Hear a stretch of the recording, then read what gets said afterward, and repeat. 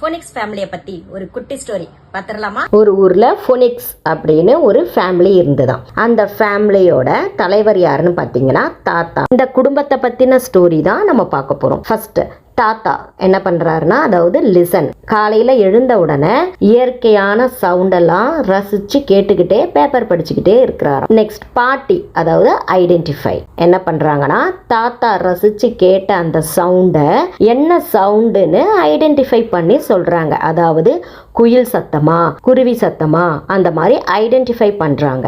இவங்களுக்கு ஒரு பையனும் மருமகளும் இருந்தாங்க.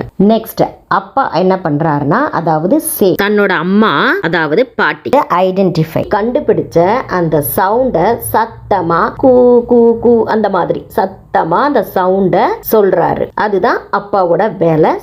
அம்மா என்ன பண்றாங்கன்னா, பிளெண்ட். அப்பா சொன்ன தனித்தனி சவுண்ட ஒன்னா சேர்த்து ஒரு வார்த்தையா உருவாக்குறாங்க. அதுதான் பிளெண்டிங். அப்பா அம்மா இவங்களுக்கு 4 பசங்க. Segment, decode, bell, read. அதுல ஃபர்ஸ்ட் செக்மெண்டோட வேலை என்னன்னா, அம்மா சேர்த்து சொன்ன வார்த்தைய சின்ன சின்ன சவுண்டா பிரிச்சு பார்க்கிறது தான் செக்மெண்டோட வேலை. நெக்ஸ்ட் டீகோட், அதாவது அக்கா. அண்ணா பிரிச்சு சொன்ன சவுண்ட வச்சு எழுத்துக்களை படிக்கிறாங்க. தங்கை பெல், அக்கா சொன்ன வேர்டை வச்சு எழுத்து கூட்டி எழுதுறாங்க. அதுதான் ஸ்பெல்லோட வேலை. தம்பி ரீட், தங்கை எழுதிய சொற்களை வச்சு சுயமா யாரோட ஹெல்ப்பும் இல்லாம வாசிக்கிறான். இதுதான் தம்பியோட வேலை, அதாவது ரீட். லாஸ்டா என்ன பண்றாங்கன்னா, இந்த குடும்பத்துல இருக்கிற எல்லாரும் கத்துக்கிட்ட விஷயத்தை அப்ளை பண்றாங்க. அதாவது நம்ம ரீட் பண்ணும்போது எப்படி பண்றாங்கன்னா, அவங்க நினைப்புல வச்சிருக்க அந்த சவுண்ட் எல்லாம் சேர்த்து அப்ளை பண்றாங்க. இந்த ஸ்டோரியில வர கேரக்டர் என்னென்ன பண்றாங்கன்றது தான் கான்செப்ட்.